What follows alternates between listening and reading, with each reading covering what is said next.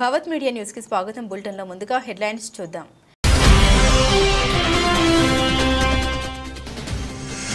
వీసాల రద్దుపై Donald Trump మరోసారి U turn, కొత్తగా వీసాల రద్దులు చేపట్టామని హామీ.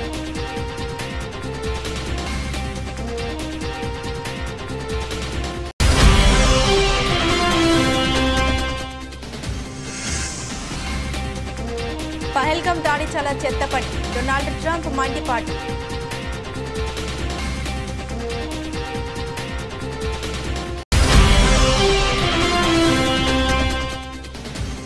ఉగ్రదాడి దోషులను వదిలిపెట్టాం, పహల్గామ్ ఉగ్రదాడిపై ప్రధాని మోదీ తీవ్ర స్పందన.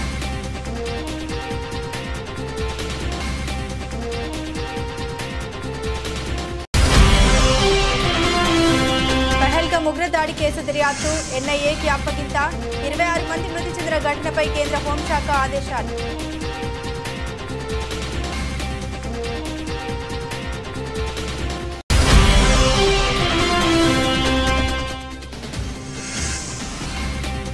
ఏమీ కొనేటట్టు లేదు, సామాన్యుడికి అందని ద్రాక్షగా పూర్తడి.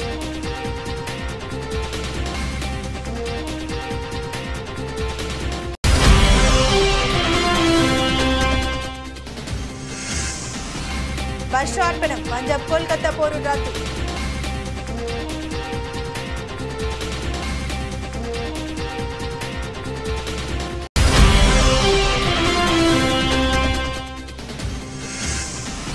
తిరుమల శ్రీవారిని దర్శించుకున్న నాని, శ్రీనిధి శెట్టి.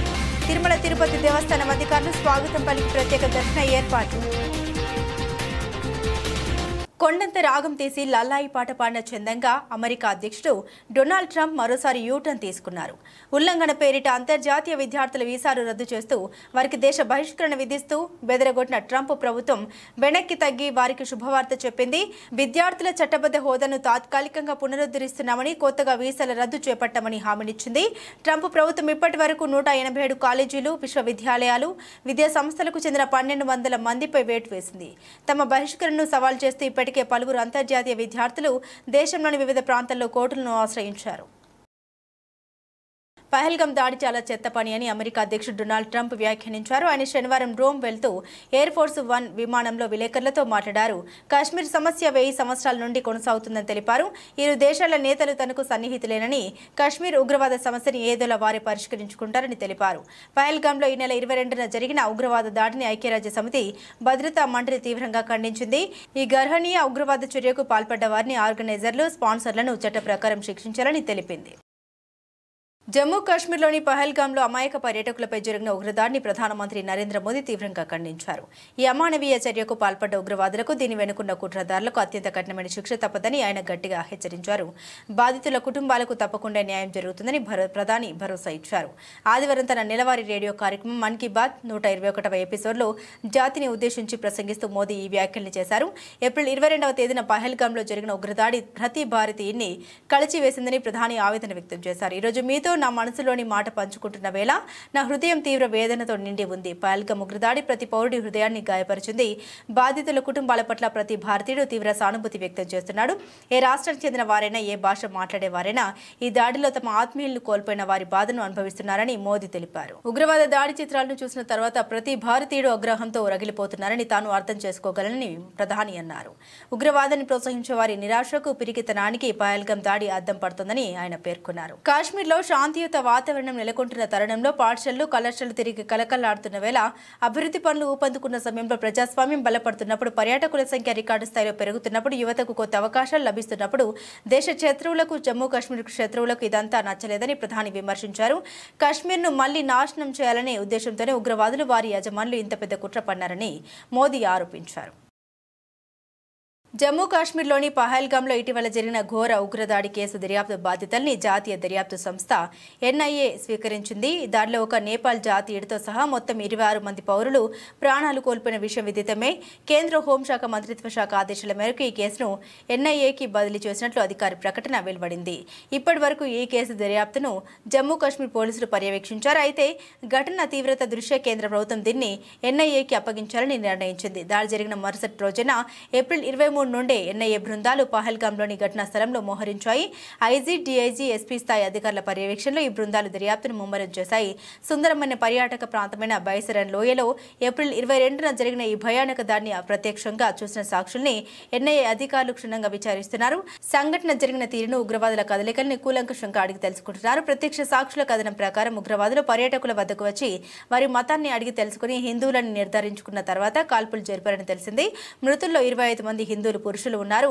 ఉగ్రవాదులు ఘటనా స్థలానికి ఎలా చేరుకున్నారు, దాడి తర్వాత ఎలా తప్పించుకున్నారు అనే కోణంలో ప్రవేశ నిష్క్రమణ మార్గాల్ని ఎన్ఐఏ బృందాలు నిశ్చితంగా పరిశీలిస్తున్నాయి. ఫోరెన్సిక్ నిపుణుల సహాయంతో ఘటనా స్థలంలో లభించే ప్రతి చిన్న ఆధారాన్ని జాగ్రత్తగా సేకరిస్తున్నారు. దేశవ్యాప్తంగా తీవ్ర దిగ్భ్రాంతిని కలిగించిన ఈ దారుణ మారణకాండ వెనుక ఉన్న ఉగ్ర కుట్రను ఛేదించేందుకు ఎన్ఐఏ సమగ్ర దర్యాప్తు కొనసాగిస్తూ ఉంది. విద్యార్థులకు ఉపాధ్యాయులు మార్గదర్శకులని, దేశ భవిష్యత్తు నిర్మాణం ఉపాధ్యాయుల చేతుల్లోనే ఉందని, విద్యతోనే దేశ అభివృద్ధి చెందుతుందని మాజీ మంత్రి చామకూర మల్లారెడ్డి అన్నారు. పిరిసాదిగూడెం మున్సిపల్ కార్పొరేషన్ పరిధిలో ఉప్పల్ టీచర్స్ వెల్ఫేర్ అసోసియేషన్ అధ్యక్షులు వి శ్రీనివాస్ రెడ్డి అధ్యక్షతన నిర్వహించిన సర్వసభ్య సమావేశం మరియు దశాబ్ది ఉత్సవాల్లో ముఖ్య అతిథులుగా మాజీ మంత్రివర్యులు మేడ్చల్ శాసనసభ్యులు చామకూర మల్లారెడ్డి, ఎమ్మెల్సీ పింగళి శ్రీపాల్ రెడ్డి, మాజీ మేయర్ జక్కా వెంకటరెడ్డి, బోడుపల్ బీఆర్ఎస్ అధ్యక్షులు మందా సంజీవరెడ్డి పాల్గొన్నారు. ఈ సందర్భంగా ఆయన మాట్లాడారు.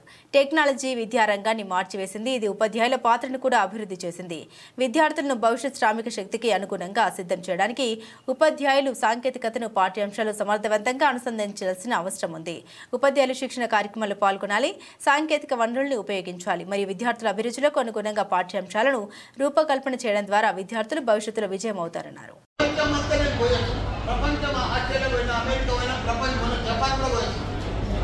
ప్రపంచమంతా తిరిగిన ఇప్పుడు ప్రపంచంలో ఏమనుకుంటా అప్పుడు లెక్క సిస్టమ్ అంతా మారిపోయింది. ఓన్లీ స్కిల్, టెక్నాలజీ ఆ రెండు ఉంటేనే ప్రపంచంలో నడుస్తుంది. ఎందుకంటే Amazon, Google, Facebook, Apple, Microsoft వీళ్ళంతా సాఫ్ట్వేర్ కంపెనీలు పని. ఇంతకుముందు మీ సమయంలో మన సమయంలో సివిల్, మెకానికల్, ఈసీ ఉంది. ఇప్పుడు అంతా మారిపోయింది. మన పిల్లలంతా మారిపోతుంది. ఇంకా 5 సంవత్సరాలలో, రాబోయే 5 సంవత్సరాలలో అద్భుతాలు వస్తాయి, చాలా మార్పులు వస్తాయి. ఇప్పుడే ప్రపంచంలో డ్రైవర్ లేని కార్ వచ్చేసింది. రోబోలు హోటళ్లలో కాఫీలు సప్లై చేస్తున్నారు, రోబోలే క్లీన్ చేస్తున్నారు. మనుషుల పని లేకుండానే అన్ని పనులు జరుగుతున్నాయి ప్రపంచంలో. కాబట్టి ఇంకా టెక్నాలజీ మారుతుంది, ఇంకా రోజులు మారుతాయి. కాబట్టి మనం దాని దగ్గర కూడా మన పిల్లలను మనం కూడా ఎప్పటికప్పుడు అప్గ్రేడ్ అయితేనే. నేను ఒకనాడు పాలమ్మిన, పూలమ్మిన, ఇవాళ టెక్నాలజీ కోసం చెప్తాను. అంటే రోజు నేను మారుతా ఉన్నా, అప్గ్రేడ్ అవుతా ఉన్నా. నేను కూడా అప్గ్రేడ్ అయ్యి చేస్తూనే మనం సక్సెస్ అవుతాం. ఏదో మా నాయన ఇంత పెద్ద విషయాలు ఉంటే, మా తాత పేరు మల్లారెడ్డి, మా నాయన పేరు మల్లారెడ్డి, జ్ఞానం కూడా నడుస్తుందంటే నడవదు.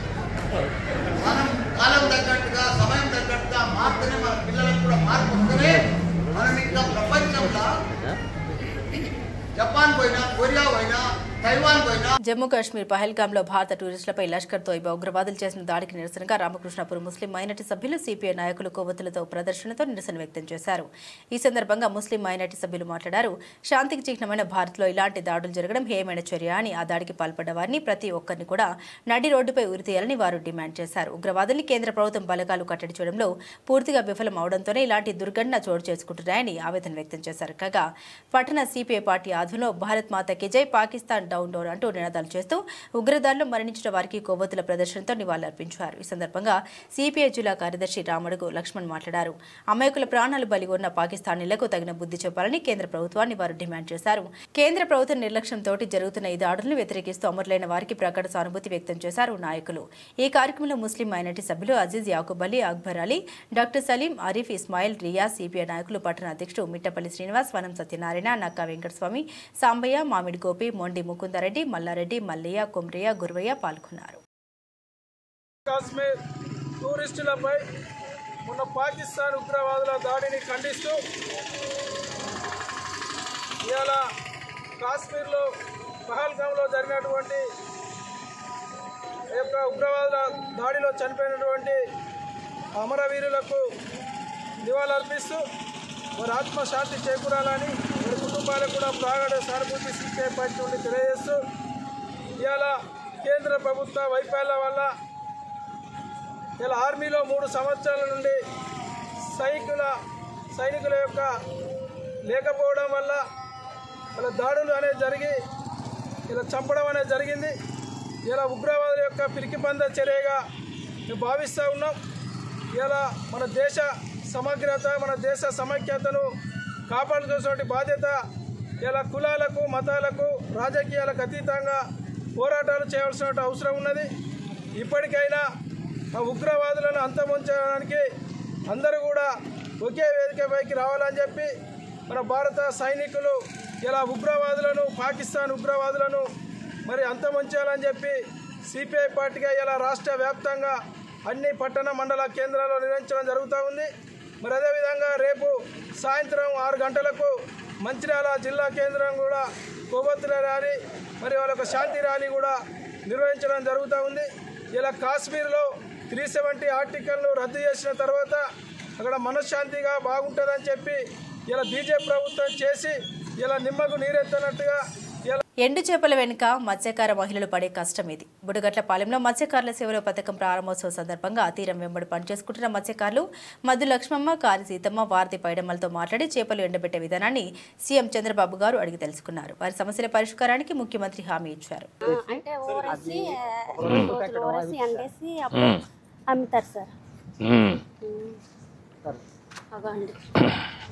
పెట్టేసి ఒక రోజు ఉంచేసి రెండు రోజుల పాటు ఎండబెడతారు సార్. ఎండబెట్టేసి అవి 2 రోజుల తర్వాత 4 రోజుల తర్వాత మళ్ళీ పట్టుకుంటూ వెళ్ళి విలేజ్ లాంటి వెళ్ళి అమ్ముతారు సార్. అమ్మేసి ఏంటి బాగున్నారా? నీ పేరేంటి తల్లి? నీ పేరమ్మా? సీతమ్మ. నీ పేరమ్మా? పైరమ్మ. ముగ్గురు కలిసి చేస్తున్నారా?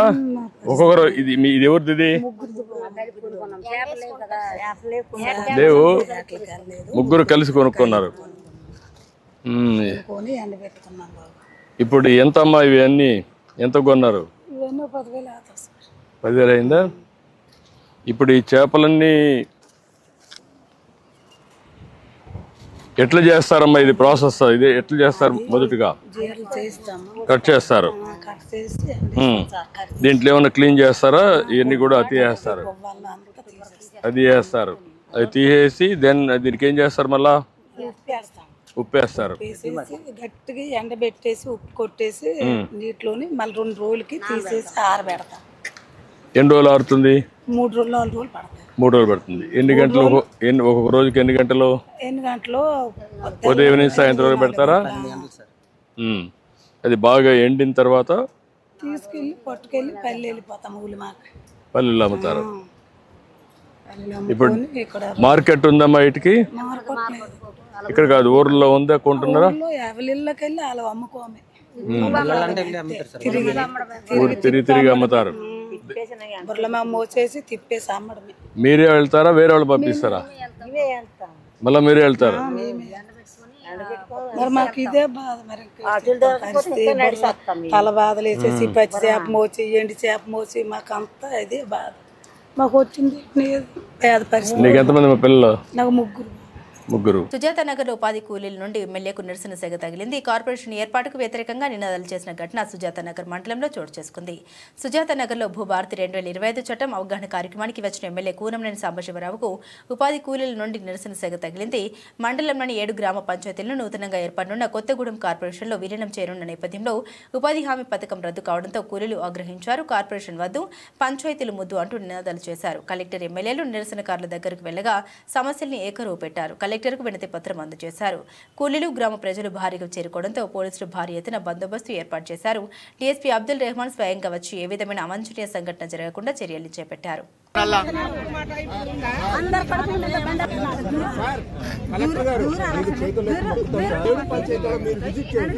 ఈ గ్రామాలు అన్ని రకాలుగా కార్పొరేషన్ అనుకూలంగా ఉన్నాయంటే కలిపేయండి. మాకు ఎలాంటి ఇబ్బంది లేదు. Camp, Vidyanagar colony, housing board, పాలకేంద్రము ఇవి కార్పొరేషన్ కావు. దుమ్ము ధూళిలో బతికే మేము రోజువారీ కూలీలు బతికే మాకు కార్పొరేషన్ మేము కంప్లీట్ గా పట్టణ సార్ మేము గ్రామీణ ప్రాంతానికి అలవాటు పడిన వాళ్ళం సార్. దయచేసి మీరు ఒక్కసారి విజిట్ చేయండి. ఈ గ్రామాలు ఆగండమ్మా, గ్రామాలు కంపల్సరీ కార్పొరేషన్ లో కలపాలని అన్ని అర్హతలు ఉంటే మీరు కలిపేయండి. మాకు ఎలాంటి అభ్యంతరం లేదు.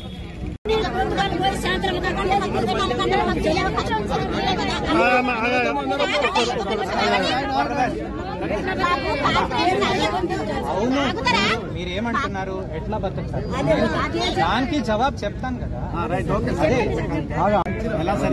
మున్సిపాలిటీ లేకుంటుంటే ఇంకా మంచిగా ఉంటది. అసలు దీన్ని ఫస్ట్ సుజాత దగ్గర కాదమ్మా మీరు అట్లా అంటారు. అందరికి మంచి సేవలు కావాలి. అందరు ఏమంటారు అందరికి అంటే ఎప్పుడు కూడా ఉండొద్దా? ఎప్పుడు ఉండొద్దా?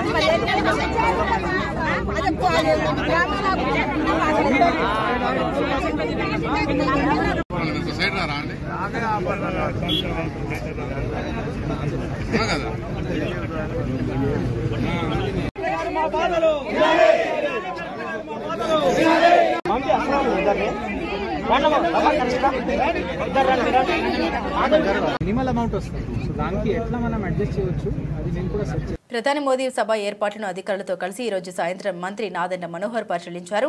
2వ తారీఖు మోదీ సభకు 4 లక్షల నుండి 6 లక్షల వరకు 5-6 జిల్లాల నుండి రావడానికి ప్రజలు ఆసక్తి వ్యక్తం చేస్తున్నారని, అందుకు అనుగుణంగా ప్రభుత్వం ఏర్పాటు చేస్తుందని తెలిపారు. ఎల్లుండి ఎస్పీబీ సిబ్బంది వచ్చే ప్రదేశాన్ని పరిశీలించిన తర్వాత ఇంకా ఏమైనా ఏర్పాట్లు కావాలేమో పునర్పరిశీలిస్తామన్నారు. అవసరమైనంత వరకు సిటీ యాక్సెస్ రోడ్డుని పూర్తిగా ఉపయోగించుకుని ఆ రోజు అవసరమైతే వెస్టర్న్ బైపాస్ రోడ్డును కూడా ఉపయోగించుకోవాలని చూస్తున్నామన్నారు. ట్రాన్స్పోర్ట్ ఎక్కువగా ఉంటుంది కాబట్టి ఆ రోజు ప్రజలకు ఏ విధమైన ఇబ్బంది కలగకుండా అన్ని సౌకర్యాలు ఉండేలా సభ ఏర్పాటును పర్యవేక్షిస్తున్న సిఆర్డీఏ అధికారులు ఇతర అధికారులు పలు సూచన ఇచ్చారు. రాజధాని రైతుల్ని ఒక ముగ్గురి డయాస్ మీదకి ఆహ్వానించి వారిని గౌరవించడం జరుగుతుందని, అదేవిధంగా స్క్రీన్ మీద రైతులు చేసిన త్యాగాలను బట్టి ఒక షార్ట్ ఫిల్మ్ ప్రదర్శించడం జరుగుతుందన్నారు.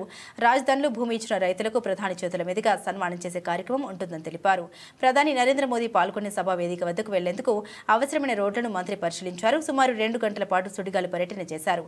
ప్రధాని మోదీ పాల్గొనే సభా వేదిక వద్దకు ప్రజలు చేరుకునేలా 8 మార్గాల్ని సిద్ధం చేస్తున్నారు.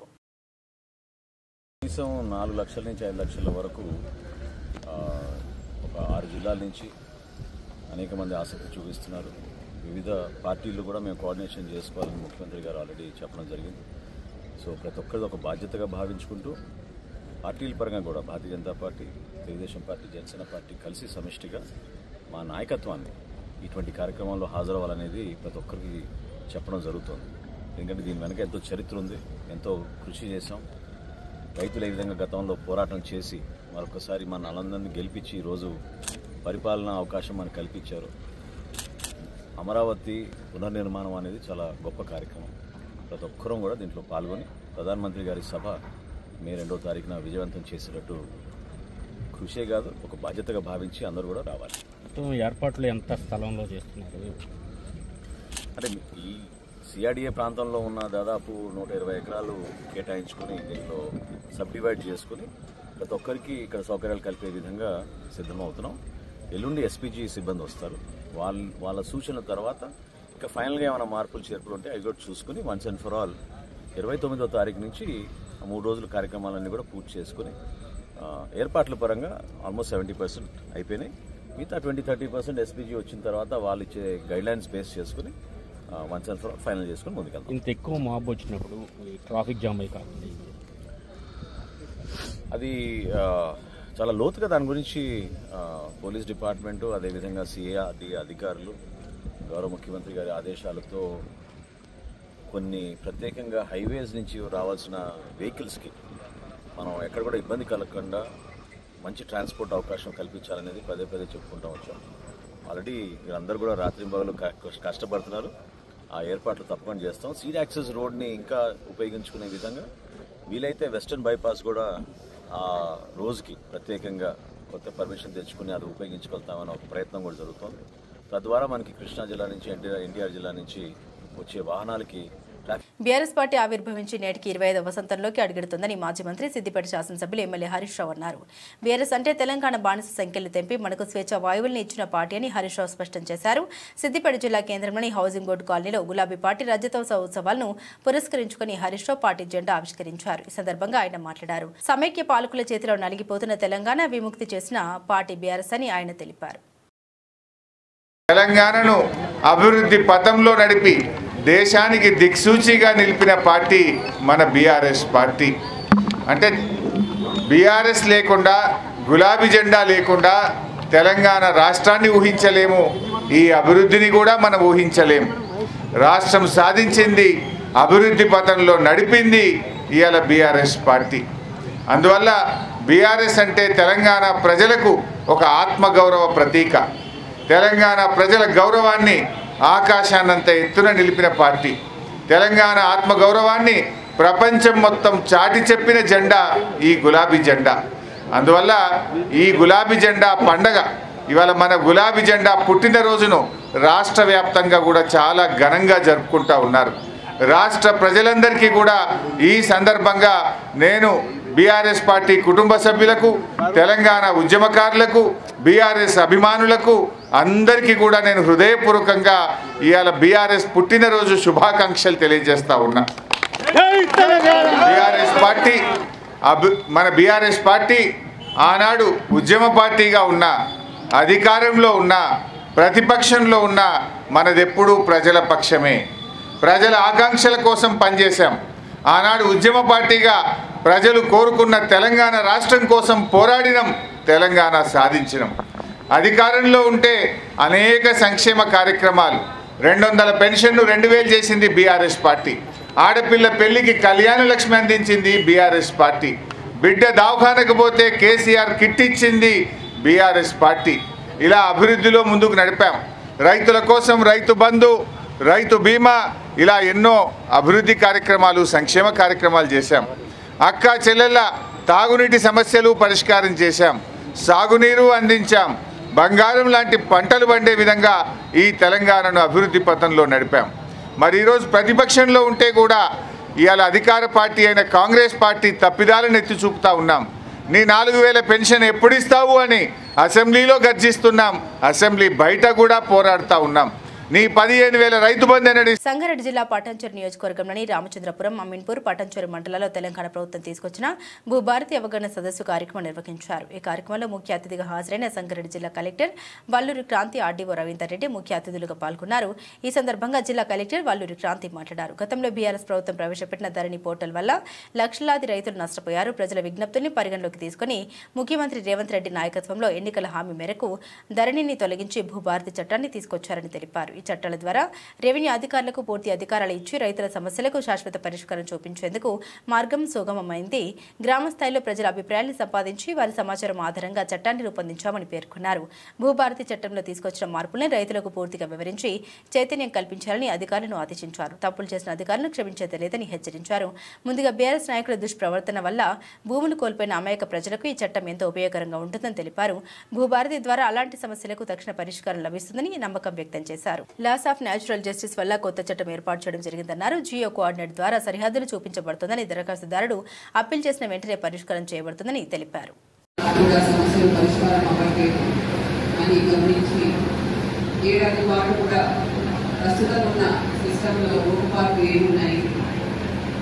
ఎటువంటి చట్టం తీసుకొస్తే మనము రైతులకు త్వరగా మేలు చేయగలుగుతాము. మన దేశంలో అన్ని రాష్ట్రాల్లో రెవెన్యూ చట్టాల్లో మంచి అంశాలన్నీ కూడా పరిశీలించి మన రాష్ట్రంలోని ఇంతవరకు 6వ చట్టాలన్నీ కూడా పరిశీలించి అన్నింటిలో కూడా ముఖ్య అంశాలు సేకరించి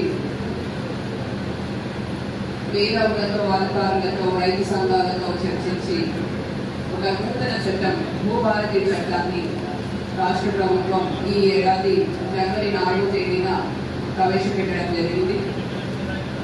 ఈ చట్టానికి సంబంధించిన నియమాలు, నిబంధనలు కూడా 3 నెలల వ్యవధిలో ఏప్రిల్ 14న డాక్టర్ బిఆర్ అంబేద్కర్ జయంతి సందర్భాన అమలు చేయడం జరిగింది. అదే రోజు భూభారతి పోర్టల్ కూడా లాంచ్ చేయడం జరిగింది. మరి ఈ కొత్త చట్టంలో ఉన్న అంశాలు ఏంటివి?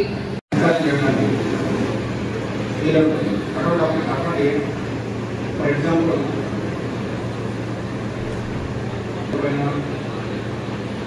నేచర్ ల్యాండ్ కాకుండా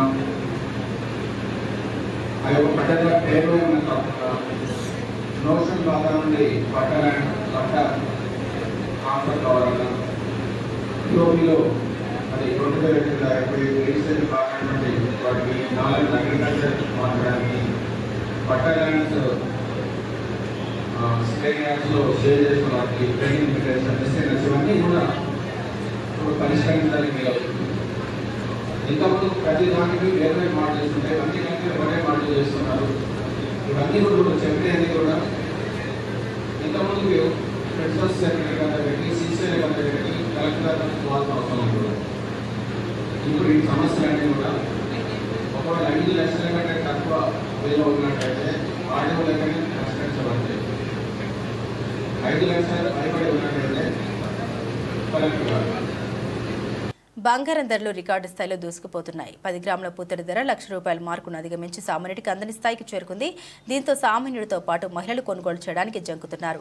అక్షయ తృతీయ వివాహం సందర్భంగా బంగారాన్ని కొనుగోలు చేస్తుంటారు. కానీ ప్రస్తుతం ధర లక్ష స్థాయిలో ఉండడంతో మధ్యస్థాయి కుటుంబాలు వీటికి దూరంగా ఉంటున్నారు. ఇప్పటికే ఇతర ఖర్చులు పెరిగి తీవ్ర ఇబ్బందులు ఎదుర్కొంటున్న ప్రజలపై బంగారం పిడుగు పడ్డట్లయిందని విశ్లేషకులు భావిస్తున్నారు. దేశ రాజధానిలో 99.9% స్వచ్ఛత కలిగిన 10 గ్రాముల బంగారం ధర 1800 ఎగబాకి చారిత్రాత్మక గరిష్ట స్థాయి 1,01,600కి చేరుకున్న విషయం తెలిసిందే.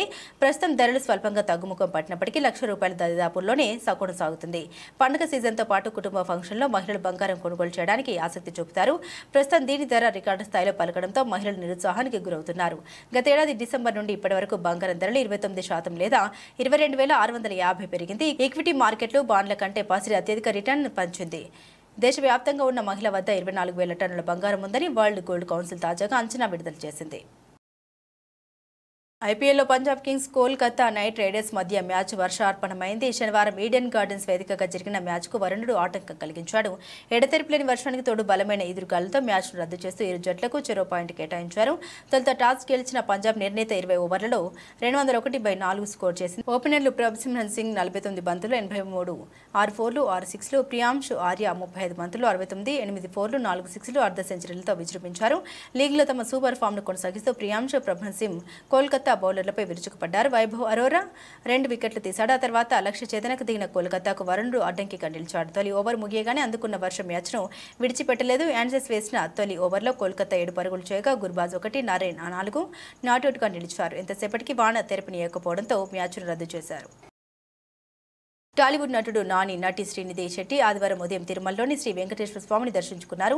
అలిపిరి నుండి మెట్ల మార్గంలో ఉదయం తిరుమల చేరుకున్న నట్లకి తిరుమల తిరుపతి దేవస్థానం తిథి అధికారులు వారికి స్వాగతం పలికి ప్రత్యేక దర్శన ఏర్పాట్లను చేశారు. దర్శన అనంతరం రంగనాయకుల మండపంలో పండితులు నాని శ్రీనిధిని ఆశీర్వదించి స్వామివారి తీర్థప్రసాదాలు అందించారు. నాని ప్రధాన పాత్రలో నటిస్తున్న తాజా చిత్రం hit 3 blockbuster franchise hit నుండి వస్తున్న 3వ చిత్రం ఇది. ఈ చిత్రంలో నాని కథానాయకుడిగా నటించడంతో పాటు నిర్మాణ బాధ్యతలను చేపట్టాడు. శైలేష్ కులను దర్శకత్వంలో ఈ సినిమా రాబోతుండగా మే 1న ఈ చిత్రం ప్రేక్షకుల ముందుకు రానుంది. ఈ క్రమంలోనే మేకర్స్ ప్రమోషన్స్ లో షురూ చేశారు. ఇందులో భాగంగానే నేడు తిరుమలకి వెళ్లి స్వామివారి దర్శనం చేసుకున్నారు నటులు. బులెటిన్ ముగించే ముందు హెడ్లైన్స్ మరోసారి.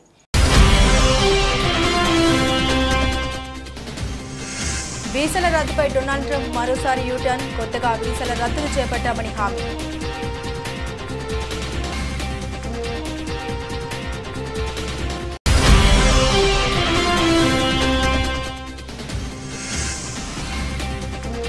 పహల్గామ్ దాడి చాలా చెత్త పని, డొనాల్డ్ ట్రంప్ మండిపాటు.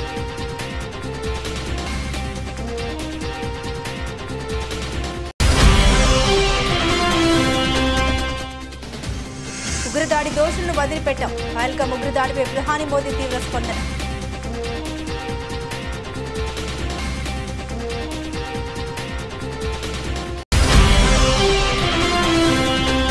ఉగ్రదాడి కేసు దర్యాప్తు ఎన్ఐఏకి అప్పగింత, 26 మంది మృతి చెందిన ఘటనపై కేంద్ర హోంశాఖ ఆదేశాలు.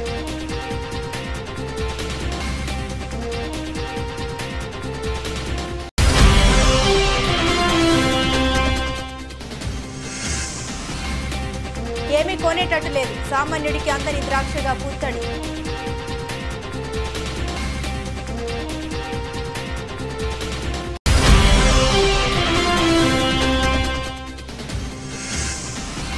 వర్షార్పణం, పంజాబ్ కోల్కతా పోరు రద్దు.